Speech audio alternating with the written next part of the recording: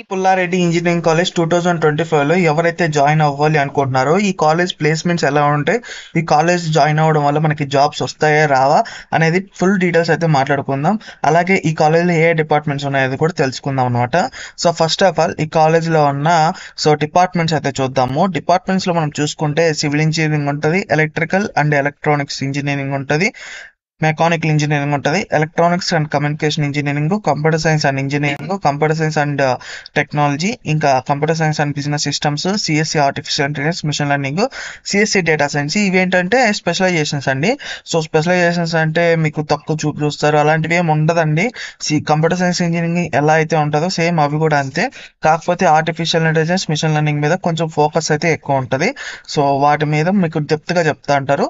ఇంకా 80 to 70% ఏంది, 70% ఏంటంటే సో సేమ్ సిలబసే ఉంటుంది. మీకు పెద్ద ప్రాబ్లమ్స్ అయితే ఏమి ఉండవు. కంపెనీస్ కూడా మీకు స్కిల్ని చూస్తారు కానీ మీరు ఏ డిపార్ట్మెంట్లో ఉన్నారు అనేది ఏం చూడదండి. సో ఈక్వల్ ప్రిఫరెన్స్ అయితే ఉంటుంది. కాబట్టి మీకు ఒకవేళ ఆర్టిఫిషియల్ ఇంటెలిజెన్స్, మిషన్ లెర్నింగ్ అలాంటివి వస్తే కూడా మీరు జాయిన్ అవ్వచ్చు హ్యాపీగా. మా ఫ్రెండ్స్ కూడా కొంతమంది ఆర్టిఫిషియల్ ఇంటెలిజెన్స్ సిఎస్ఎం చేస్తున్నారనమాట. సో డేటా సైన్స్ కూడా చేయొచ్చు. డేటా సైన్స్ కూడా మంచి బూమింగ్లో ఉంది, ఆర్టిఫిషియల్ మంచి బూమింగ్లో ఉంది. సో కాబట్టి మీకు కంప్యూటర్ సైన్స్ ఇంజనీరింగ్ రాలేదే అని బాధపడకుండా ఆర్టిఫిషియల్ ఇంటెలిజెన్స్ వచ్చిందనుకోండి హ్యాపీగా వెళ్ళండి. సో మీకు అదైనా ఇదైనా ఒకటే, ఏం తేడాలు ఏమి ఉండవు. ఓకేనా, ఈ విషయం బాగా గుర్తుపెట్టుకోండి. నెక్స్ట్ వచ్చేటప్పటికి ఈ కాలేజ్లో రిక్రూటర్స్, ప్లేస్మెంట్స్ ఇవన్నీ చూద్దాము. సో ఇప్పుడు మీరు చూస్తుంది వచ్చేటప్పటికి G Pulla Reddy engineering college autonomous Kurnool. ఇక్కడ మనం చూసుకుంటే మీరు ఆల్రెడీ ప్లేస్మెంట్స్ డీటెయిల్స్ అయితే మీరు తెలుసుకునే ఉంటారు, బట్ నేను కూడా ఒకసారి ఎక్స్ప్లెయిన్ అయితే చేస్తాను. సో ఫస్ట్ ఆఫ్ ఆల్ 2024కి సంబంధించిన బ్యాచ్ ఇది. సో 2024కి సంబంధించి ప్లేస్మెంట్స్ రికార్డ్స్ అయితే మనం అయితే ఇక్కడ చూస్తున్నాము.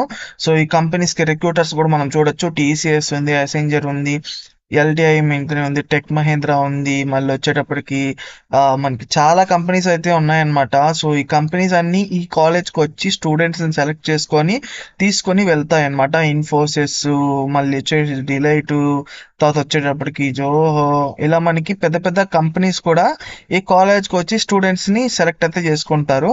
సో ఇక్కడ ప్లేస్మెంట్స్ కూడా మనం ఒక్కసారి మనం చూసుకుంటే నెంబర్ ఆఫ్ ఆఫర్స్ టీసీఎస్లో మనకి సో 114 మందికి ఆఫర్స్ అయితే వచ్చాయంట. మనకి శాలరీ ఆఫర్డ్ వచ్చేటప్పటికి సో 3 lakhs నుంచి 9 lakhs మధ్యలో అయితే వచ్చాయని వీళ్ళు చెప్తున్నారు. అసెంజర్లో కూడా 105 అంటే 105 ఆఫర్స్ అయితే వచ్చాయని వీళ్ళు చెప్తున్నారు. సో మనకి శాలరీస్ కూడా మనం చూసుకుంటే సో 4.5 to 6.5 అయితే ఇస్తున్నారని వీళ్ళు చెప్తున్నారు. సో ఇలా మనకి డీటెయిల్గా టోటల్ నెంబర్ ఆఫ్ ఆఫర్స్ అని ఇక్కడ వీళ్ళైతే క్లియర్గా అయితే మెన్షన్ చేసినారనమాట. సో ఇక్కడ మనం చూసుకుంటే నెంబర్ ఆఫ్ ఆఫర్స్ టోటల్గా చూసుకుంటే 508 ఆఫర్స్ అయితే వచ్చాయి అనేది వీళ్ళైతే చెప్తున్నారనమాట.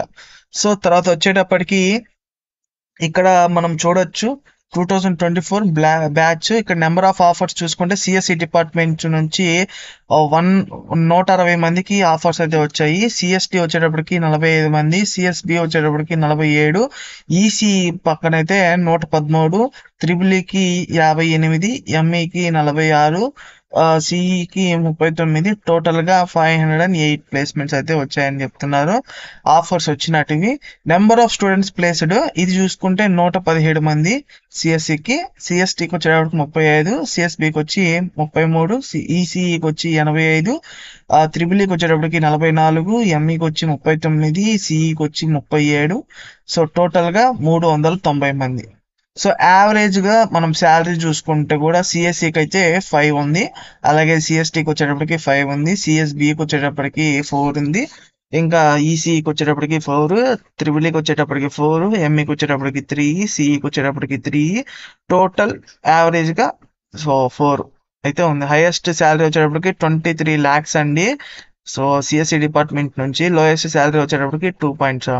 ఓకే, ఇదన్నమాట. ఈ వీడియో నచ్చితే లైక్ చేయండి, సబ్స్క్రైబ్ చేయండి, కామెంట్ చేయండి. ఈ వీడియో నచ్చితే మాత్రం మీ ఫ్రెండ్స్ అండ్ ఫ్యామిలీస్కి షేర్ చేయండి.